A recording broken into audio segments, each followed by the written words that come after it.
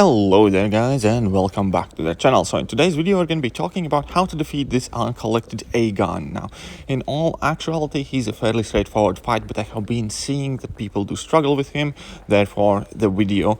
And first things first, so this Aegon is immune to all debuffs, which is important, and he has power shield, which means you will be only doing damage with special attacks. Therefore any champion that gains some sort of external power gain is useful in this fight, but any champion can do this fight.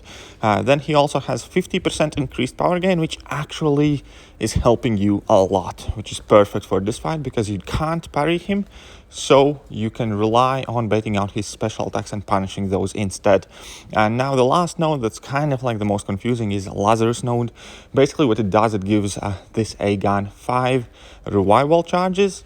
You get to remove one for every 20 hits on your combo meter. However, whenever you lose a combo, he gains one back.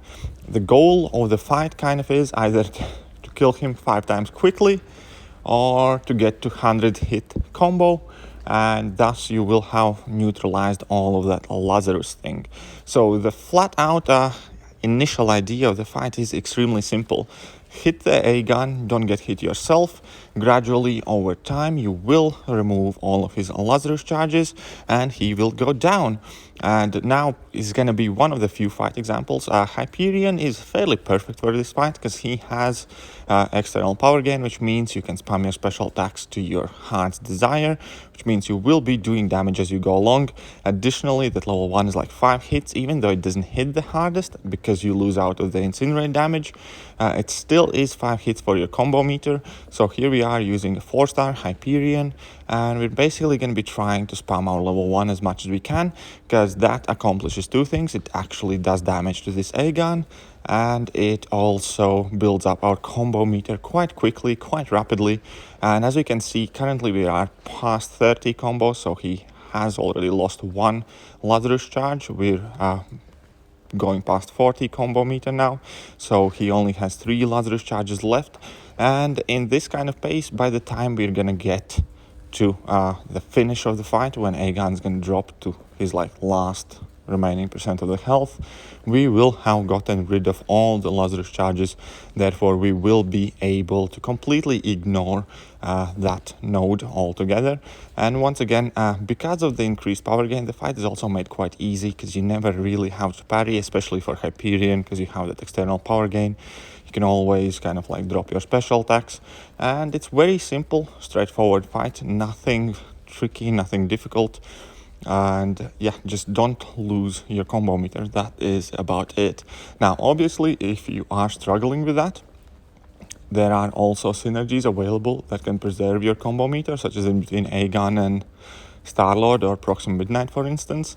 And those champions also will be able to do some decent damage, and Aegon can spam his level 1, that's building up combo meter quickly himself. Starlord obviously ramps up his damage and his special attacks will hit a huge chunk in no time, and Proxima can deal some insane amount of damage as well, even though it will be tricky to parry and knock this guy down multiple times.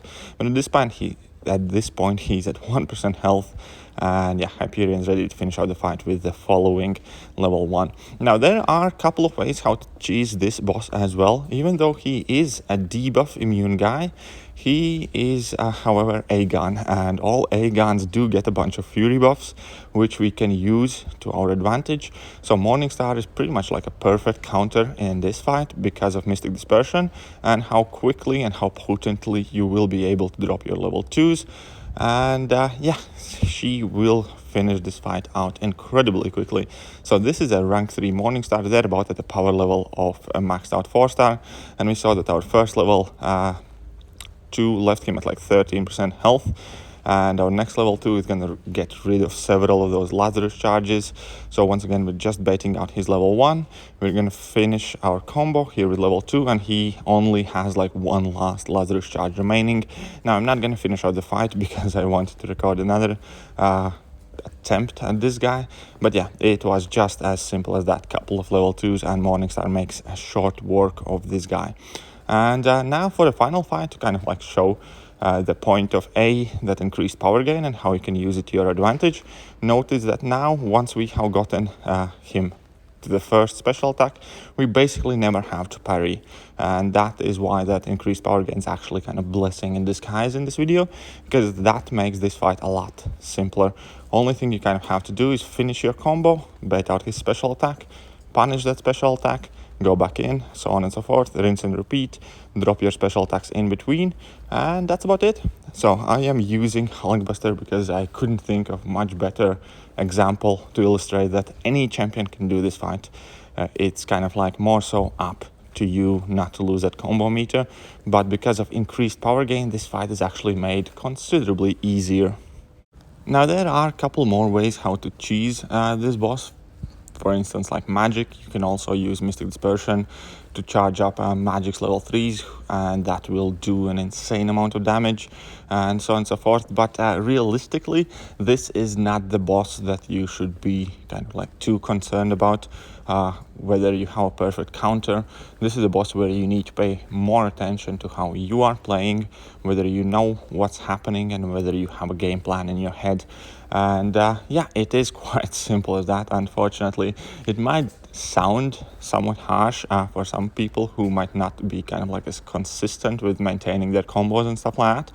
But this is a prime example where the fight is not specific, the fight is not hard, the fight does not require any special counters, the fight requires you to play well. Or you can just cheese it with Morningstar or something. So it's either or, right? And overall, I think it's a fairly healthy design. There's nothing inherently wrong with it. And as we can see, yes, even Hulkbuster is making headway. We have gotten rid of all 5 Lazarus charges. We are slowly but surely taking him down. The Aegon is at 30%. And if Hulkbuster can do it, you can do it too. But I think that will pretty much do for today's video. I didn't want to stretch it out too long or to have too many fight examples, because once again, it kind of really doesn't matter who you use against this guy. It's just a matter of maintaining your combo meter, don't lose it, and you will be just fine. And yeah, if you find this video helpful, hit that like, sub, but I will catch you guys next time. See ya!